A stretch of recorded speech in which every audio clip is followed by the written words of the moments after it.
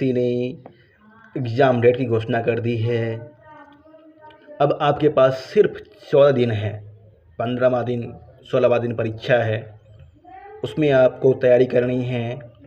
सिर्फ 14 से 15 दिन मान के चलिए, 15 दिन है आपके पास। 15 दिन में आपको तैयारी करनी है। किस तरह से तैयारी कर रहे हैं आप? डेट तो आपने देख लिया होगा। 16 तारीख को संस्कृत की परीक्षा है। 16 तारीख को संस्कृत की परीक्षा है। संस्कृत, उर्दू इत्यादि 16 तारीख को परीक्षा होनी है। परीक्षा का स्तर आप जान ही रहे हैं। 30 नंबर का आपका हिंदी और इंग्लिश होगा। इसमें पासिंग मार्क्स है। हालांकि इस बार क्या रहेगा देखना होगा, अभी कुछ नहीं कहा गया इसके विषय में। 80 नंबर आपका संस्कृत का है और 40 नंबर का सामान्य अध्ययन। कुल मिलाकर के 120 में से मेरिट बनना है। आपके पास सिर्फ 15 दिन हैं। 15 दिन में किस तरह से पढ़ा जाए जिससे कि आपकी संपूर्ण तैयारी हो जाए। साथियों, अब तक जो आपने पढ़ा है ना, बहुत ही शानदार तरीके से पढ़ा है। संधि, समास, कारक, कर्तृवाच्य, कर्मवाच्य, भाववाच्य, शब्द रूप, धातु रूप, इन सबको अच्छी तरह से याद कर लीजिए। दोहराइए बार बार। अधिक से अधिक क्वेश्चन कीजिए। वस्तुनिष्ठ प्रश्न को अधिक से अधिक करना है आपको। और किन अंश पे जोर देना है? अनुवाद आपका किस स्तर का है वो देखिए। अनुवाद शुद्ध करने की कोशिश कीजिए। अधिक से अधिक प्रैक्टिस कीजिए। कहाँ गलती हो रही है आपके अनुवाद से? अनुवाद कैसे ठीक होगा? जब आपका कारक अच्छा होगा। यदि आप कारक के नियमों का पालन यदि आप करते हैं तो अनुवाद सही होगा। जैसे जिससे विद्या पढ़ते हैं उसमें कौन सी विभक्ति होती है? पंचमी विभक्ति होती है। बहुतों में से एक को छाँटने में कौन सी विभक्ति होती है? ऐसे प्रश्न पूछता है यूपीएससी में। इनका ध्यान रखना है। जब अनुवाद ठीक हो जाएगा तो आपका वाच्य की तरफ आप तभी बढ़ पाएंगे जब आपका अनुवाद सही होगा। अनुवाद से रिलेटेड अर्थात वाच्य, कारक, इनसे संबंधित 10 से 15 प्रश्न यूपीएससी पूछता है अनुवाद से संबंधित। जब आपका अनुवाद सही होगा, जब आपका अनुवाद सही हो जाएगा तो आप उसके बाद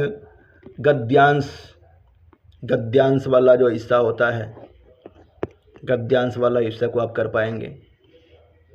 तो क्या यदि अनुवाद जिन साथियों का मजबूत नहीं है पूरी तरह से, क्या हुए घबराएं? नहीं, आपको घबराना नहीं है। जितना जानते हैं आप, जितना जान रहे हैं अनुवाद, उसके हिसाब से ही शब्द रूप, धातु रूप, अनुवाद और कारक सबको रट लेना है। जितना आपके पास नोट्स है उसको बार बार दोहराइए और परीक्षा में आत्मविश्वास के साथ बैठने की कोशिश कीजिए। अभी आपके पास यद्यपि और भी काम होगा, परंतु कोशिश यही कीजिए कि यदि आप एक शिक्षक हैं, प्राइवेट शिक्षक हैं, तो अवकाश ले लीजिए। यदि किसी काम पे हैं तो अवकाश ले लीजिए 10 से 15 दिन के लिए। जी, पूरी तरह से आपको 12 घंटा से ऊपर पढ़ना है।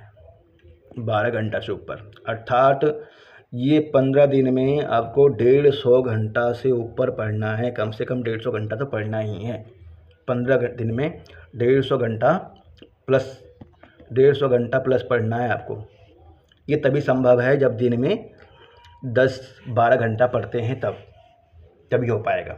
12 घंटा से ऊपर पढ़ते हैं, बहुत शानदार, आपको पढ़ना चाहिए क्योंकि लक्ष्य है बीपीएससी और ये चांस बार बार नहीं आता है साथियों।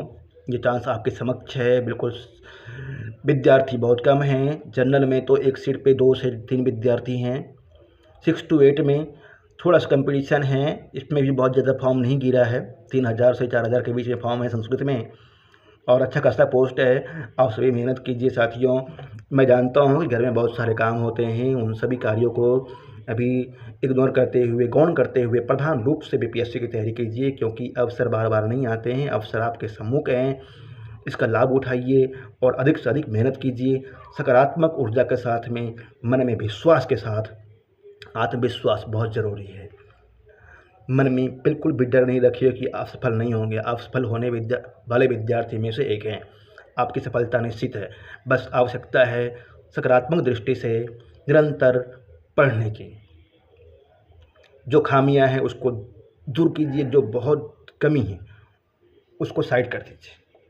उस पर बहुत ज़्यादा समय नहीं गंवाना है। मान लीजिए इंग्लिश नहीं जानते हैं, सामान्य अध्ययन आपका कमज़ोर है, उस पर बहुत टाइम क्यों देना। संस्कृत जान रहे हैं, संस्कृत को अच्छा कर लीजिए। तो धन्यवाद। यदि आप इस चैनल पर नए हैं तो चैनल को सब्सक्राइब करेंगे। फिर मिलते हैं।